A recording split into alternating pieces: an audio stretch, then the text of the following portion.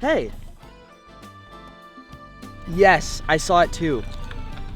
Well, it's only the third week of classes, so I know a D isn't great. Okay, but the exam is tomorrow morning, so I'm going to Georgia's right now to study for it, and then once I get a good grade on that, yeah, I know, I promise. Okay, I'll call you after the exam tomorrow. All right, tell Dad I say hi. Okay. Hey, Georgia. I actually need to do some studying this time. Don't say that to me because you're gonna be the distraction and Right. you're gonna be playing Clash of Clans here in a minute. Okay, hop off my nuts and open the Quizlet. Why are you so uptight today? Because it's literally week 3 and I have 2 Ds in both of my level 300 classes. Exactly, it's only week 3, relax. I'm gonna open up the Quizlet. Okay, thank you. Okay, what's a rock that's also volcanic Are you even listening? Yes. Volcanic glass, you know? It's obsidian. Okay. Dude, you aren't even studying at this point. I know. I keep getting distracted. Hey.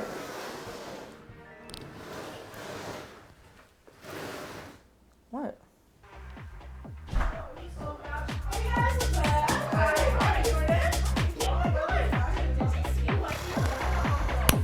Jake! Get your over here! Now! Come on!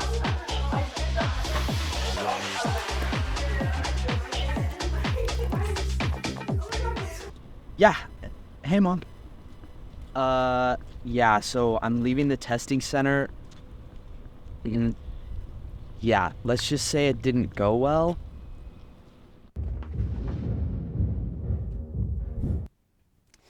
Yeah, how does one fail a test in communication? I don't know.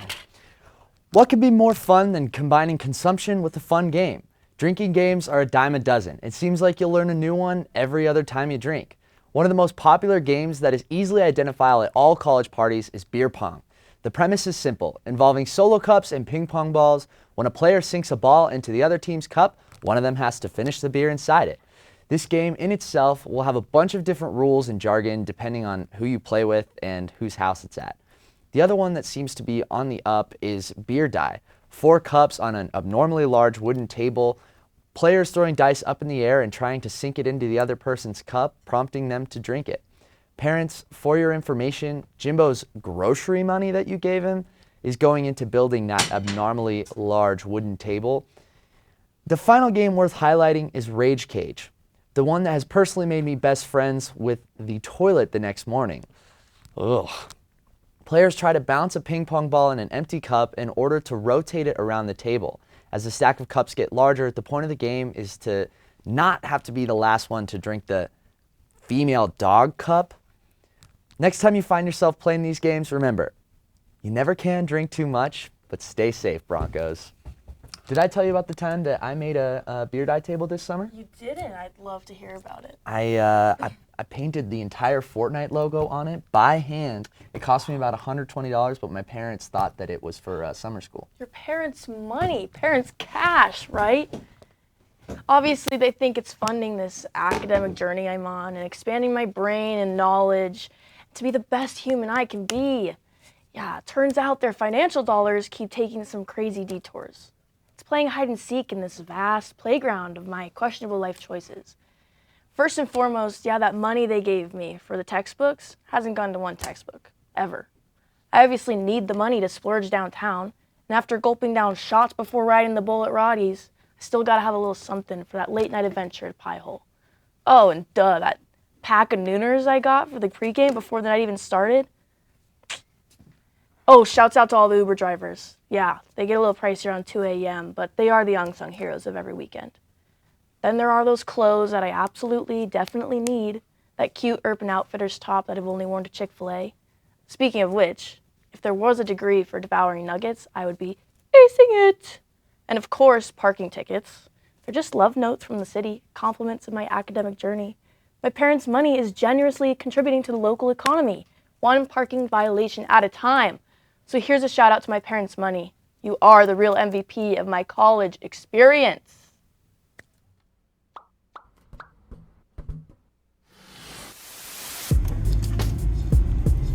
Hey, sometimes I like to go on a little drive to blow off some steam, you know what I'm saying?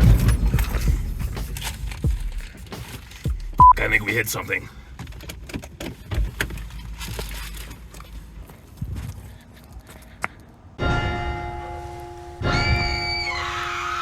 Get back in the car! Get back in the car!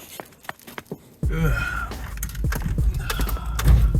It's another day in the life of a college student, am I right?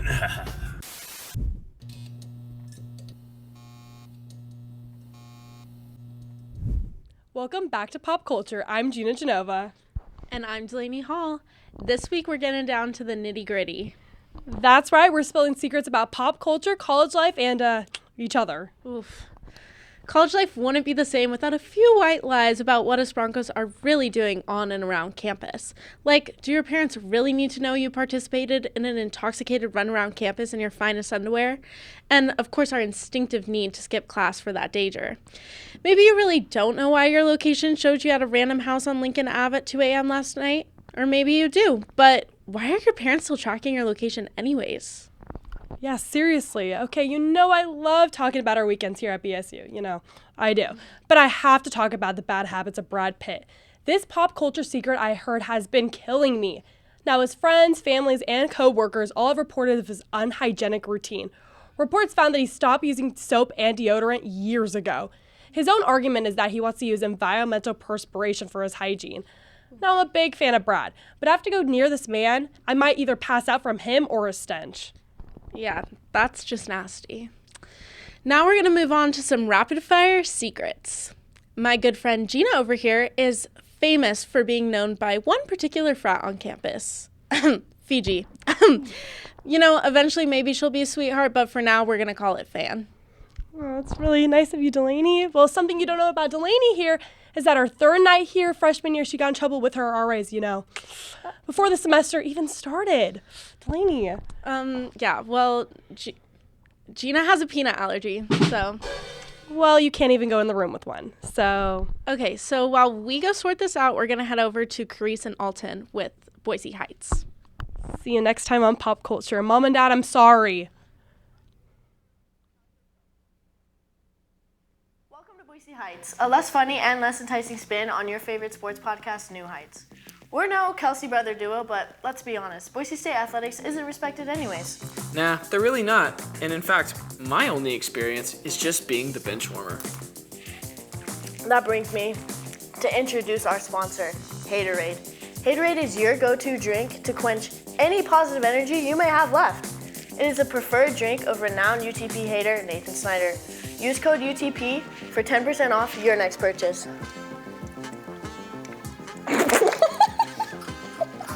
Well, I'd like to begin with literally anything else, but instead we're gonna pick it up with Breaking Buster! All right now. The biggest storylines around Boise State athletics. The BSU women's basketball team lost again. Fell to UNLV 84-63 on Wednesday at Extra Mile Arena to UNLV. Natalie Pasco led the Broncos with 21 points, and Maya Hansen and Danny Bays added 10 and 12 points respectively. The women's team sits 5th in the Mountain West, and I'm pretty sure they're probably going to stay there.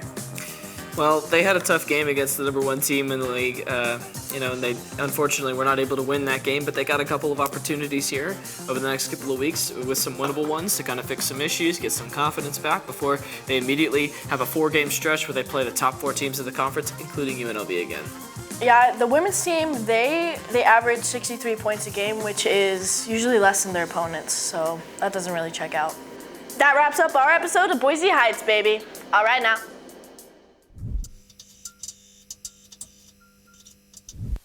Tuition can be expensive, so recently I've made a habit of stealing suspension parts from my dipshit neighbors. What you doing? Get out of here! Spare change. Spare change.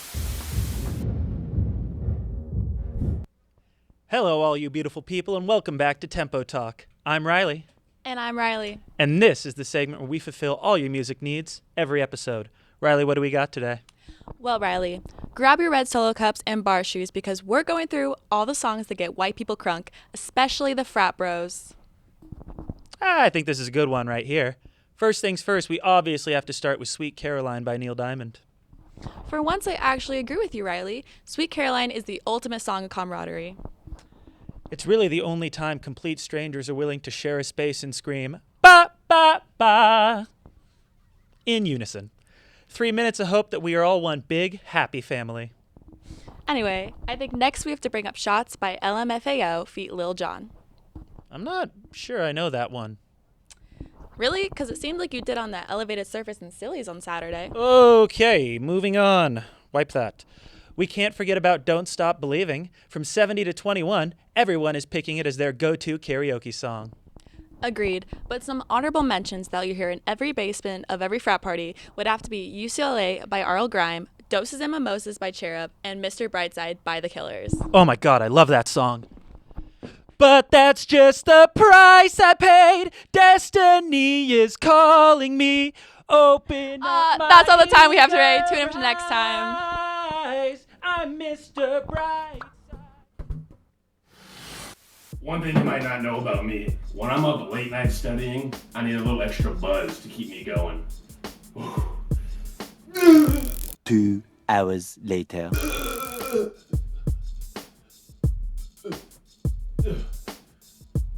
Now I'm ready to roll.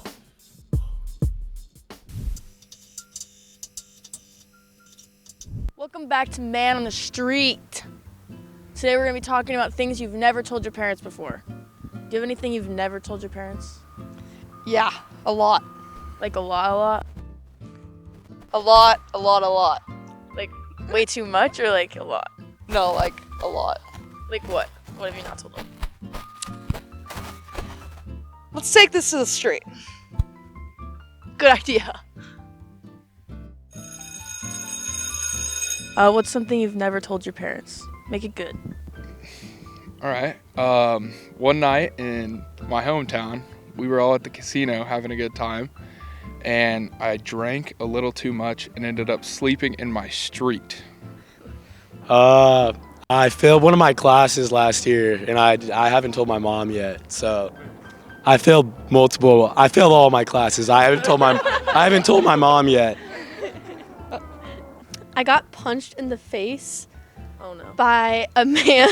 Why? Do you know who it is? No, he was like a stranger. Just a random? Just a random man punched me in the face downtown. Where were you? Yeah. Well, I was on a cruise with one of my good friends, and he came home late from gambling, and I looked next to me in the bed as I woke up later in the night, and he had zero clothes on. Whole saw them all. Nice. That brings you closer together. So football season this year, parents weekend. My parents didn't come, so I had to fend for my own as an orphan, and fell asleep in the porta potty at the game for 3 hours. Oh no. Got out, ran across the blue turf with the security guard team, then rode home in a fire truck, and they made me jump out the window. True. Who am I here with? My name is Jeb. All right.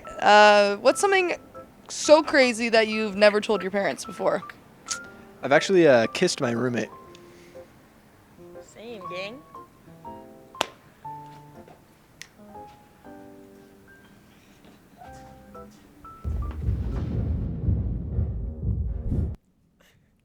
Welcome back to Uncut and Unfiltered. It's pretty hard being single out here on a college campus. Sure is. What do we resort to, Georgia? Dating apps! Okay, so what apps are you on? Unfortunately, Tinder. Ugh, I'm banned. Banned? Banned. Oh, no. I'm a Hinge girl. Go to LinkedIn, dude. Oh my god, I need to go start looking dumb and confused and lost in the business building. That's right. I Need just a hit finance 500 bro. connections Oh on my LinkedIn. god, here. That's so coquette of you. Thank you. But anyways, let's talk Hinge. Let's talk Tinder. Have you ever just like ran into them in the wild? Like, ugh. Ugh, you know it. It's horrible. What are you supposed to say? Like, hey, buddy. Come over tonight, man. Wanna You sent hang me a out? rose. Like, what?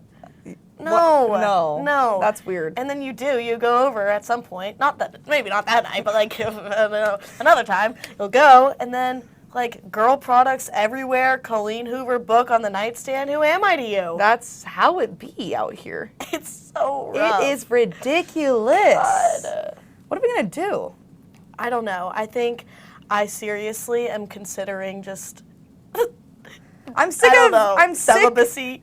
I'm sick of people telling me I am hotter than a spoon in a trap house. I'm sick of people telling me that they want to slap a raw salmon in between my thighs. I want the old love, the pigeon sending the love letter, love. That's all I need. Maps and all. Please. Please. Please. We'll see you next time on Uncut and Unfiltered. LinkedIn, Georgia? You mean the guy from The Penny?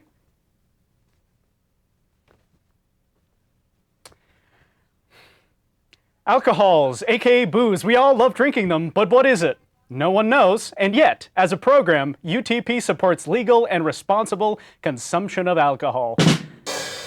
Therefore, we would like to give you some tips when you drink legally at 21. Wink. First, plan an exit strategy. Make sure you have some way of getting back home, whether that be an Uber, a Lyft, a trusted friend, a brisk walk home, your mom. Don't plan on driving home. Our next tip is more of a financial tip. Alcohol prices can be a little ridiculous downtown, so pre-gaming is a common practice in order to save money and still have a lot of fun time downtown. Speaking of downtown, bring cash. Several bars like Cactus are cash only, and paying with cash gives you a real-time visual on how much money you have spent, and it makes it far easier to tip your bartenders. There are several bars downtown that are heaps of fun, and I would recommend visiting all of them at least once a week to see what you like. For example, it is basically mandatory that you ride the bull at Roddy's at least once. Considering these tips, we hope that when you turn 21 or get a decent fake, you will be able to be safe and have fun downtown.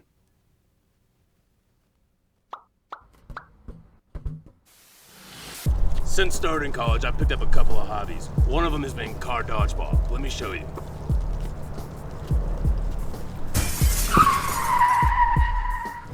Yep, he's out.